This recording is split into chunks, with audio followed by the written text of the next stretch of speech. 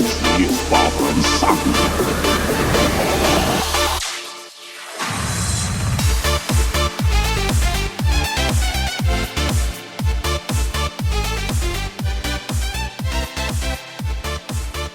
Hey, Star Wars fans and Rule of the Galaxy friends, it is Joe. Welcome to this short, kind of abbreviated episode, chapter 327 of the Rule of the Galaxy podcast. We originally were going to do a full podcast and add in the guests that we have lined up from the Indianapolis Indians, but that didn't work out because this Saturday, May 31st, we will be doing a live podcast from Victory Field in Indianapolis, Indiana, during Star Wars night with the Indianapolis Indians. You can check that out, get your tickets, everything like that at IndyIndians.com. And we look forward to being there live on the concourse. Alfie, Brent, myself doing a live show of the Rule of the Galaxy podcast. My brother Tony and Yellow Line Productions will be putting the show together. So we're really excited about that. But check out this short, abbreviated episode where we have Max Freeman and Alex Leachman from the Indianapolis Indians organization. We talk a little bit about Star Wars night, about my past with the Indianapolis Indians, the minor league baseball team here in Indianapolis, and just a little Star Wars as well. So you'll get a kick out of some of their answers that they give us or that they give me during the podcast. But just a short episode, chapter 327 of Rule of the Galaxy. Check it out. Would love to see any and all of you in central Indiana or in the Midwest that have time Saturday evening, May 31st, to meet up with the Rule of the Galaxy crew at the Indianapolis Indians Star Wars night at Victory Field. Thanks, and go check out me, Alex, and Max. And together, you and I can rule the galaxy. Hey, Star Wars fans and Rule of the Galaxy friends. It is Joe in the pilot seat as usual. We're doing a special little segment here right now to promote the Indianapolis Indians Star Wars night coming up Saturday, May 31st, I believe, at Victory Field, downtown Indianapolis. So if you're going to be in central Indiana and you want to check that out, feel free to come and join us. And I'm sure these two gentlemen that I'm speaking with will tell you where to go and how to get tickets and everything like that. But we're welcomed by two members of the Indianapolis Indians crew. We have Max Freeman and Alex Leachman. And gentlemen, thanks for being here. And I'll just let you introduce yourself. Max, you and I have been talking a lot recently via email, so I'll let you introduce yourself first. Yeah, thanks, Joe, and thanks for having us here on the podcast. We're excited to be on here. I was telling you beforehand, this is my first podcast, so I'm hopefully not going to say anything stupid, not going to try to offend anyone. But yeah, we're really excited to promote our Star Wars night here on May 31st. The gates open at 5:30 p.m. here downtown at Victory Field, and then the first pitch is at 6:35 p.m. We'll have over 20 Star Wars characters walking around, roaming the stadium, which is really fun. It's one of my preferred character experiences where they're all walking around, and there's not really long lines. You just get to engage and interact with them throughout the game. The team will be wearing a specialty Mandalorian and Grogu jersey, which Alex is actually wearing right now, so I can let him model for it in his intro. But we'll be auctioning those off as well. The Star Wars jersey was actually one of the highest bid on jerseys last year. I think it was the single highest bid on jersey auction we had last year, and I think it broke an all-time record for us. So we're expecting these to be pretty popular. We get our characters from the 501st Legion here in central Indiana, and so we've worked with them for almost a decade now, promoting these Star Wars nights, and they're a lot of fun, usually a really solid crowd. But I'll pass it over to Alex since I've already kind of stolen the show there. No worries. Welcome, Alex. Hey, yep, I'm Alex. I've worked with the Indians in some capacity for 12 seasons now. I kind of got brought into this because I've become known as our staff Star Wars expert, and this night has meant a lot to me since I've started working here. But yeah, as Max said, we've got our Mandalorian-themed jersey. It's got his armor, and then on the bottom, you can have, we've got Grogu down there too. That's fantastic. And then fans, they can bid on these jerseys on Saturday. We'll have links in our social, and they'll all be player worn. To get your own, you'll be able to. Yeah, you don't have to be in park to Okay. bid on them. Yeah, you can go to our socials at IndyIndians, on Twitter or Facebook, Instagram, and you can get the bidding site there. That's awesome. That's fantastic. Well, a couple different things, and the reason this was kind of important to me, obviously, big Star Wars fan, considering this is our 327th episode of the Rule of the Galaxy podcast. We've been doing this since actually January of 2020. I started it with my son, Joey Molinaro, who big fan of the Indians. Matter of fact, I think he threw out a first pitch last season there Yeah, at yeah, he Victory. did. But while we're sharing this on YouTube and while it's going to be visual, I wanted to show you guys a few things of my background and history with the Indianapolis Indians. I'll start with this one. This is back in 1985 or 1986. I know you can't see it very well there on the screen, but this is a ball signed by the entire Montreal Expos team. I was working as an assistant in the clubhouse when I was like 15 years old. My gym teacher at the time was the clubhouse manager for the visiting teams, and he invited me to come down and help, and I got to help and be a part of the Expos crew. Andre Dawson, Tim Raines, Tim Wallach, all these famous players, right? Signed this ball. Tim Raines actually signed it twice. I don't know why, but he grabbed it from me. He goes, "Let me sign that." I go, "You already did." He goes, "Well, you'll get it twice." So I have a completely signed baseball from, like I said, I think it was 85 or 86, signed by the current or that time Montreal Expos. So that was one of my favorite nights ever because I was working the clubhouse and all those guys were throwing around $20 bills like it was nothing to say, "Hey, go get me hot dogs or go get me a brat or go get me this." And while I was helping them in their lockers, I'd also go run errands. And I walked out with a ton of cash and a autographed baseball by the Expos. So that was awesome. Then later on, when I was finished up my college years, I actually went to the baseball winter meetings and got my first internship right out of college working with the Indianapolis Indians. Been a year as an intern there. The first year I was there, I didn't get to, there was no Rowdy the first year I was there. That was the second year. But the first year there, let's see, 1993, you guys get these pictures. This is me on Old Bush Stadium. I was the Easter Bunny Oh because we were wow! doing Easter eggs Wow. as a giveaway and as a special thing at Old Bush Stadium. And then the following year, when my son was born, I came back and I was Rowdy, and I filled in a number of times as Rowdy, and that's me holding him. He was a little freaked out that his dad was in a all red outfit with a baseball. He liked the baseball was a nose, so he thought that was cool. But being a year old, that was pretty cool. But so my background with the Indians goes way back to the '80s, the '90s, and I've always been a big fan. It's always a great experience to get out there, and now to be able to mesh this together with being a Star Wars night. We were involved with the Star Wars night last year with the Indy 11. We were down there. They did a good evening, very fun evening, very probably somewhat similar to what you're doing, but that was an exciting event. And we've gone and done conventions and the 501st. That's a great organization. They do so much charitable work and they are so good to the community. And I know fans and little kids love to just be able to go up and take their picture with a character and so on and so forth. But I'm really glad you're doing it. What are some of the things you're seeing besides the 501st running around and besides us looking to do a live podcast from the concourse? What are some of the other events or maybe little things that even that'll be going on related to Star Wars? Like we'd be doing Star Wars music or little things up on the scoreboard, things like that. What are some other things you can throw our way?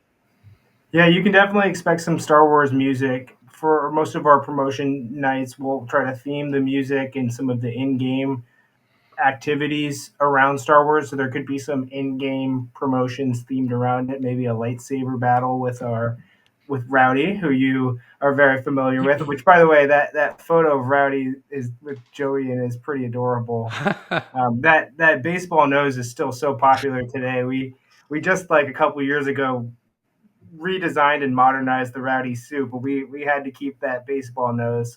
that was a non-factor. And it's funny, you were also in that Easter costume because we had our Easter egg hunt earlier this year as well. So still doing the same stuff, 20, 25 years later, 30 years later. Yeah, I was gonna say you can keep stretching it further back if you want. I have no Yeah, shame in saying I'm 53 years old. That's yeah, okay. 40 years later, 50 years later. Well, and that's just the thing about the team. I mean, the team's been around since 1902, so we've got a lot of history here, and you showcase some of the Busch Stadium side there. I'm getting steered away from the actual question itself on Star No, it's Wars night, okay. but yeah, no, there's definitely going to be some fun themed music. We encourage fans to dress up, come as your favorite characters. We had explored doing certain food items. It's not going to be in the carts this year. There might be some merchandise items for sale though. I know in the past they've had light up lightsabers. I don't know if they have a stock of those for this year or not, but you can definitely see them throughout the stadium last year when everyone's got them lit up. So, Alex, did I miss anything?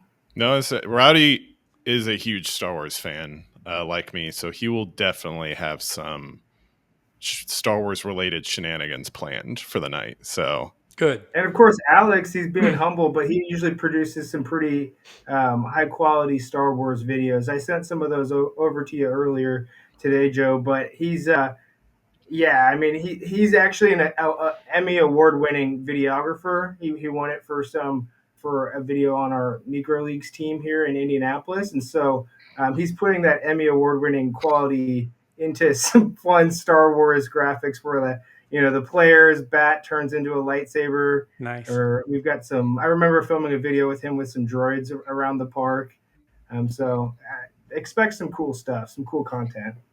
Well, you mentioned it, and one of my main questions, because we were asked this when the Indy 11 did it, were yes, you want people to dress up. That's great. I know there will be plenty of fans, and even that just even means you can wear your favorite T-shirt, right? I mean, Yeah. something Star Wars related. So that's very cool.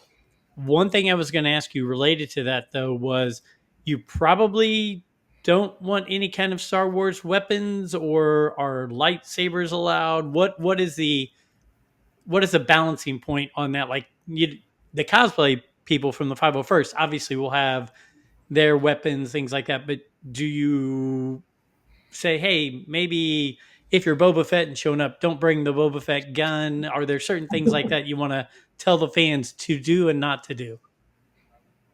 Yeah, so our normal stadium policies will still apply. So yeah, I definitely keep the Boba Fett guns at home.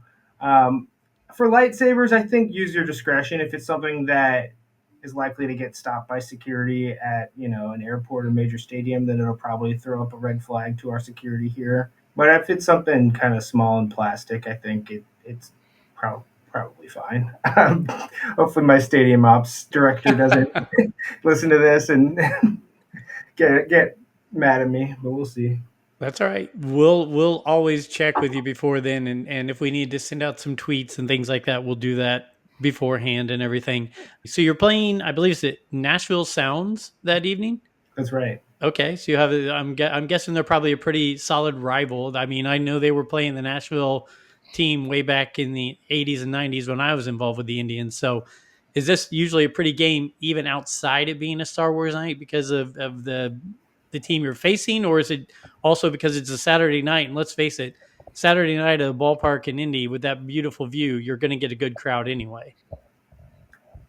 Yeah, no, I mean, I'm expecting it to be a good game. Nashville has another above 500 record. Actually, the Indians and Nashville are both above like 30 wins, which is good for us.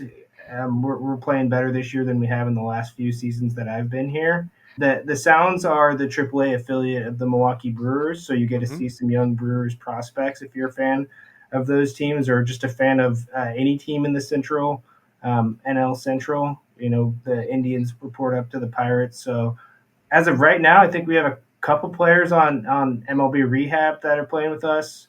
I don't know exactly when their time ends and if it'll be on Saturday or not. But we've had Endy Rodriguez, who's a MLB catcher, and Nick Gonzalez as well, an infielder, who have both been playing with us right now. So is that there's always some opportunity for a good baseball game, and shout out Chick-fil-A. If we score 5 runs, you get 5 nuggets each the next day. Oh, So that's always something to cheer about and get excited for.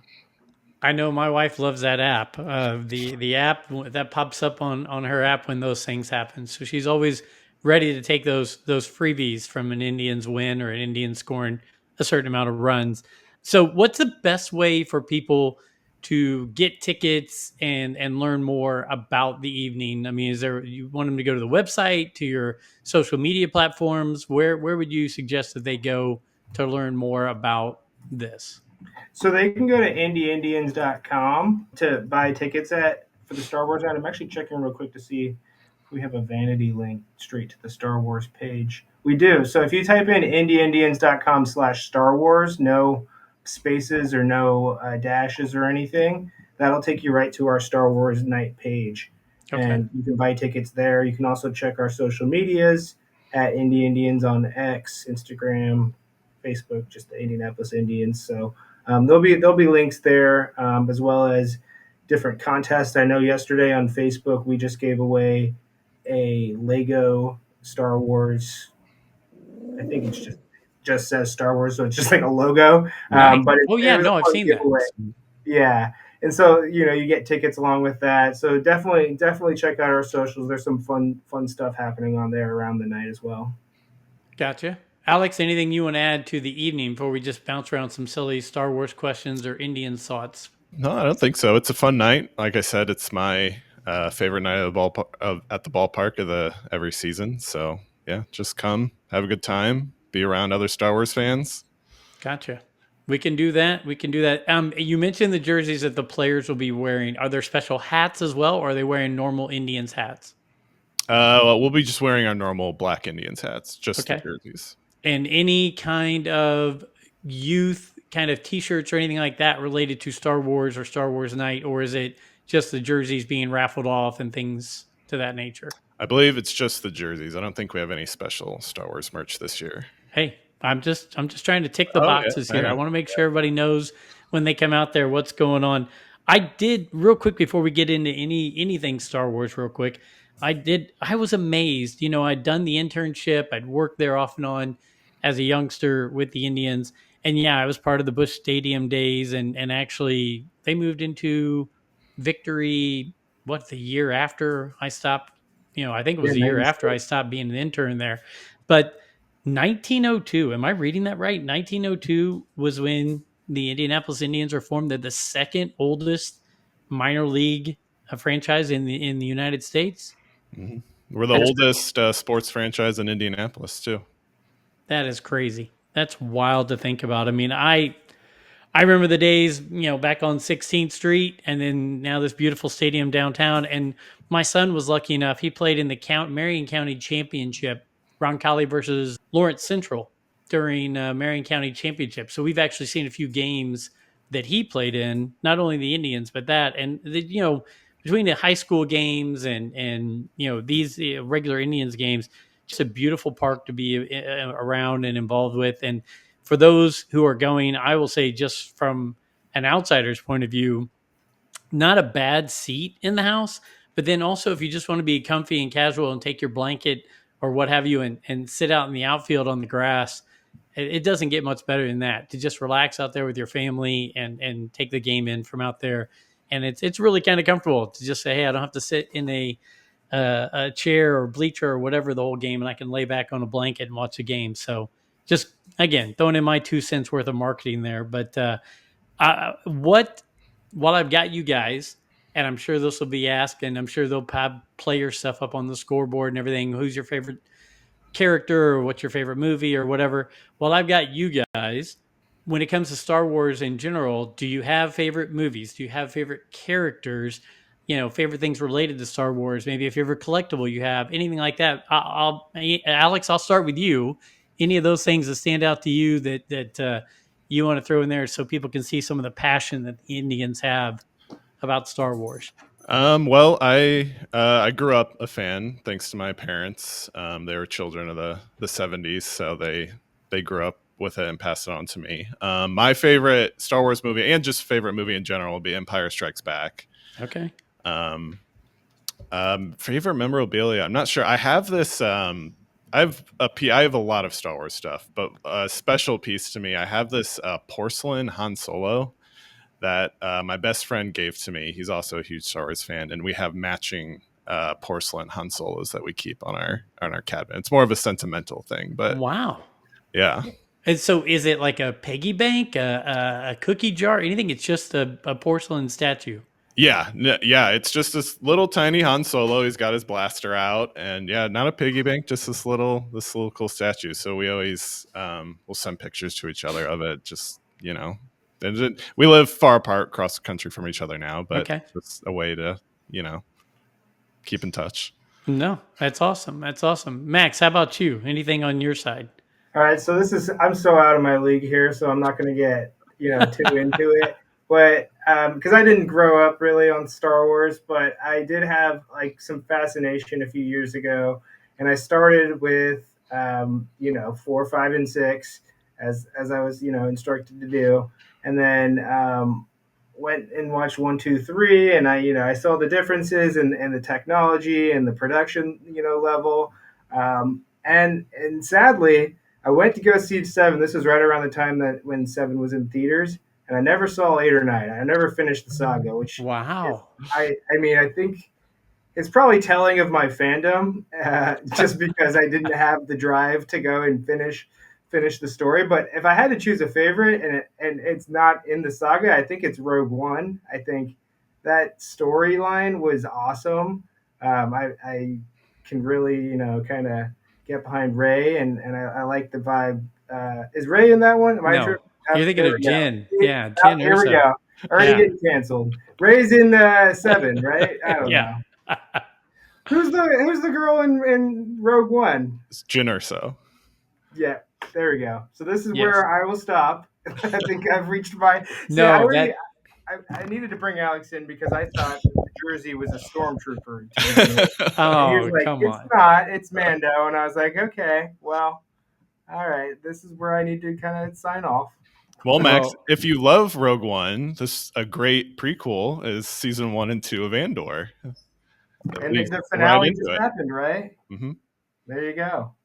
it's a good entrance point for people. If you liked Rogue One, you can watch everything that led up to it. Yes, I would agree with you, Alex. Perfect. Thank you for the recommendation. I'll take it and look at it in a few years.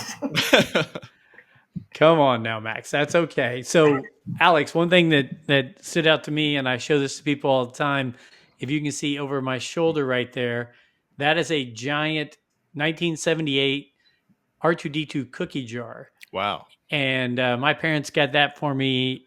Fortunately, they didn't get it for me in 1978, or I would have destroyed it. But they got it for me in the 80s, I think, at a flea market or something.